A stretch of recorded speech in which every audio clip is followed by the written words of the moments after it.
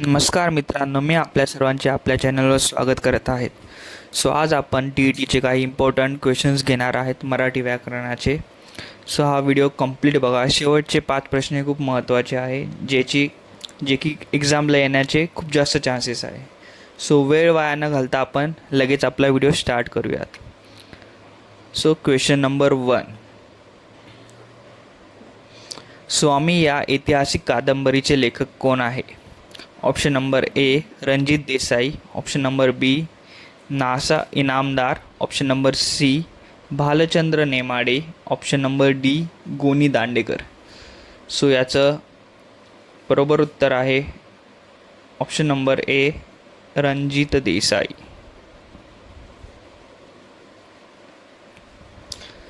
स्वामी हा मराठीतील अतिशय प्रसिद्ध ऐतिहासिक कादंबरी आहे. या कादंबरीत पेशवा माधवराव प्रथम यांचे जीवन, कार्य, नेतृत्व आणि त्यांच्यासमोरील आव्हाने यांचे चित्रण केलेले आहे.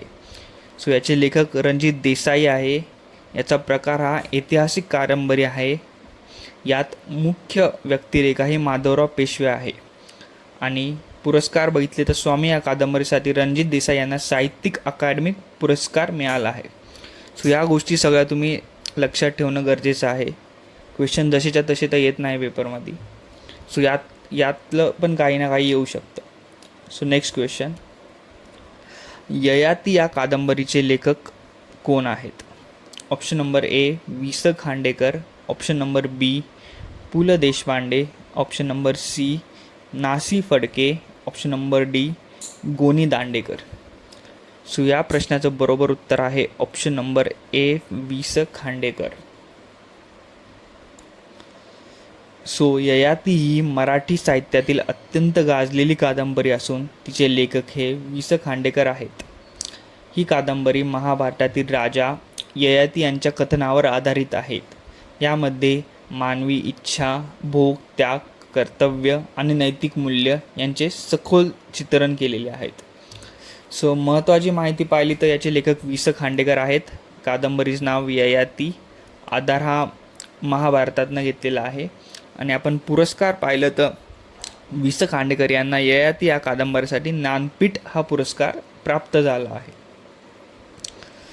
आपण आता नेक्स्ट क्वेश्चनकडे वळूयात.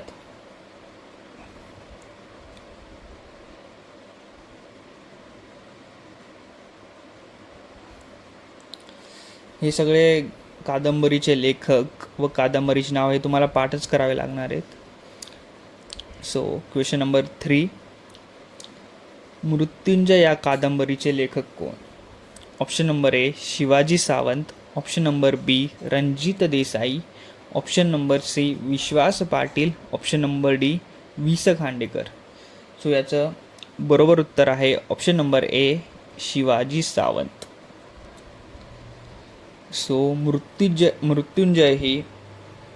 मृत्युंजय ही मराठी साहित्यातील सर्वात अधिक लोकप्रिय कादंबऱ्यांपैकी एक आहे.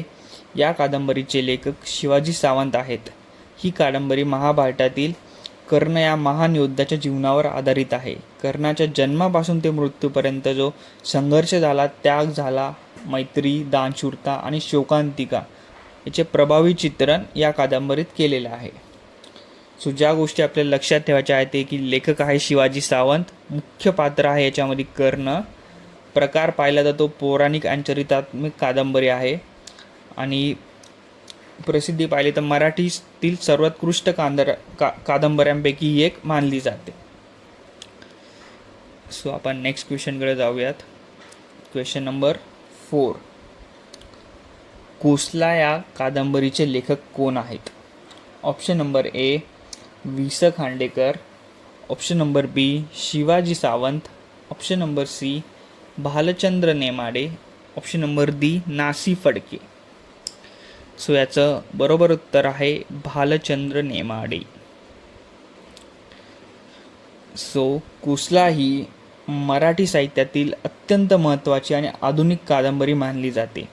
तिचे लेखक हे भालचंद्र नेमाडे आहेत. या कादंबरीचे नायक हे पांडुरंग सांगवीकर आहेत. ग्रामीण पार्श्वभूमीतून आलेल्या एका तरुणाचे शिक्षण, समाज, कुटुंब आणि जीवनाकडे पाहण्याचा दृष्टिकोन हे सगळं या कादंबरीमध्ये मांडलेलं आहे. सो ज्या गोष्टी आपल्याला लक्षात ठेवायच्या आहेत त्यापैकी लेखक हे भालचंद्र नेमाडे आहेत. याचं प्रकाशन हे 1963मध्ये झालं होतं आणि यातले मुख्य पात्र आहे पांडुरंग सांगवीकर. सो या कादंबरीचा प्रकार आहे आत्मकथनात्मक कादंबरी. सो चला आपण आता नेक्स्ट क्वेश्चनकडे वळूयात. छावा या कादंबरीचे लेखक कोण आहेत?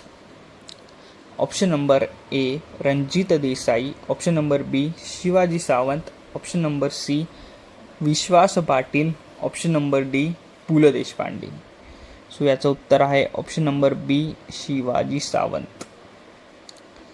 सो छावा ही मराठीतील अत्यंत लोकप्रिय ऐतिहासिक कादंबरी आहे जी की छत्रपती संभाजी महाराजांच्या जीवनावर आधारित आहे.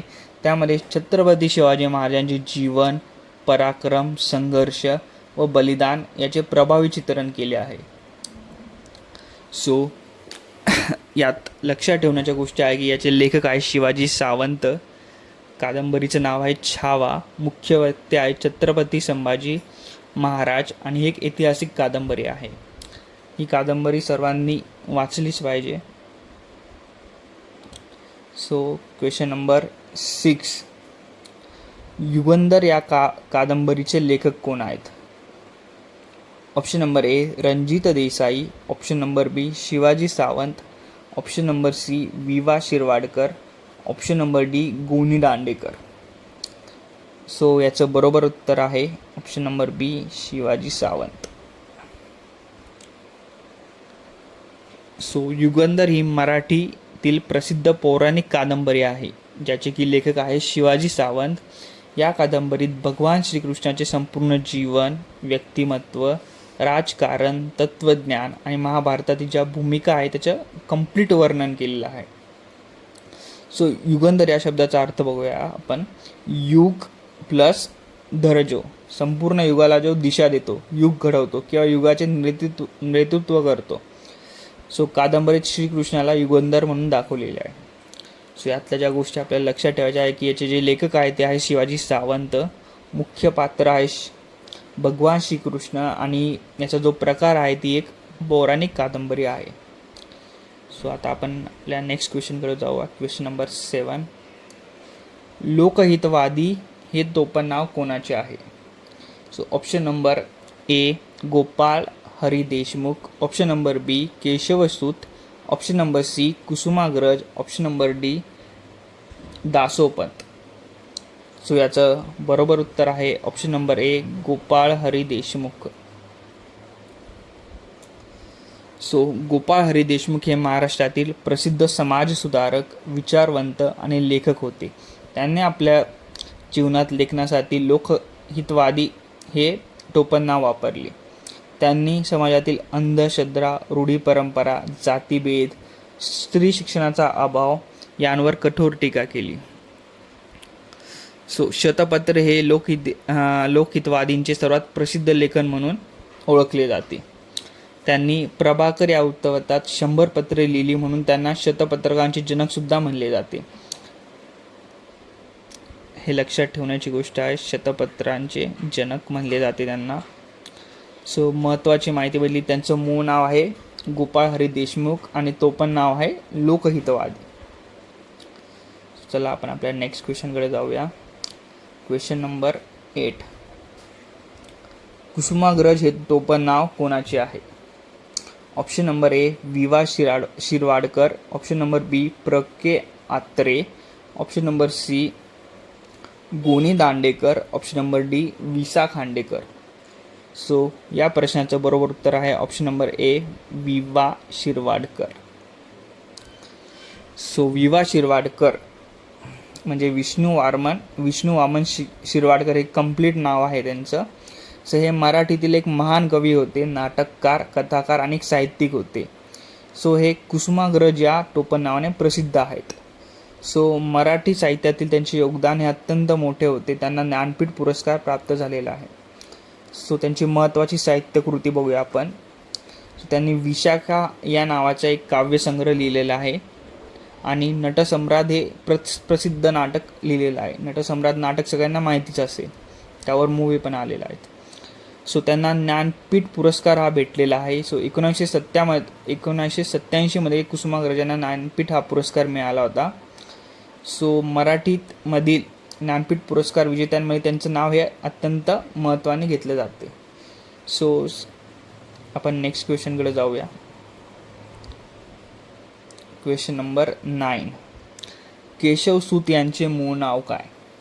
Option number A Gopal Hari Deshmukh, option number B Narayan Waman Tilak, option number C Ram Ganesh Gadkari, option number D Krishnaji Keshav Damle. So याचं बरोबर उत्तर आहे option number D Krishnaji Keshav Damle.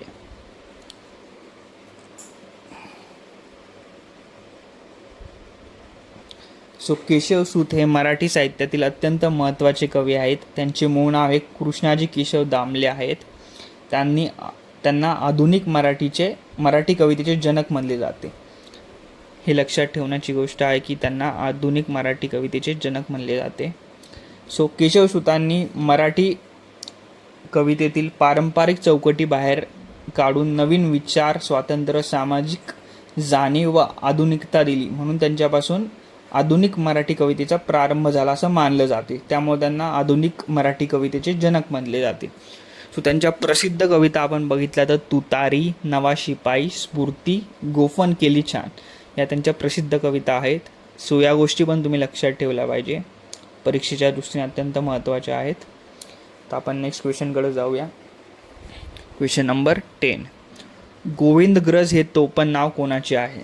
So option number A Ram Ganesh Gadkari, option number B Keshavsut, option number C Lokhitwadi, option number D Kusumagraj. So याचं बरोबर उत्तर आहे क्वेश्चन नंबर 10चं Ram Ganesh Gadkari. So Ram Ganesh Gadkari हे मराठीतील प्रसिद्ध कवी, नाटककार आणि एक विनोदी लेखक होते. त्यांनी कविता या गोविंदग्रज या टोपण नावाने लिहिलेल्या आहेत. त्यांनी वेगवेगळ्या प्रकारच्या लेखनासाठी वेगवेगळी टोपण नावे वापरलेली आहे. सो त्यांची प्रसिद्ध नाटके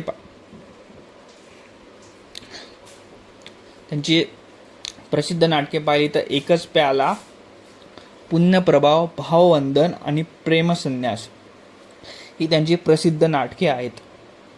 सो आपण आता नेक्स्ट क्वेश्चनकडे जाऊयात. क्वेश्चन नंबर 11 हा अत्यंत महत्त्वाचा क्वेश्चन आहे. महाराष्ट्राचे वाल्मिकी म्हणून कोणाला ओळखले जाते? Option number A Vaman Pandit, option number B Moropant, option number C गदी Madgulkar, option number D Shridhar. So याचं बरोबर उत्तर आहे गदी माडुळकर. सो गदी माडुळकर यांचं कंप्लीट नाव आहे गजानन दिगंबर माडगुळकर. सो हे गजानन दिगंबर माडगुळ हे मराठीतील प्रसिद्ध कवी, गीतकार, लेखक आणि पटकथाकार होते.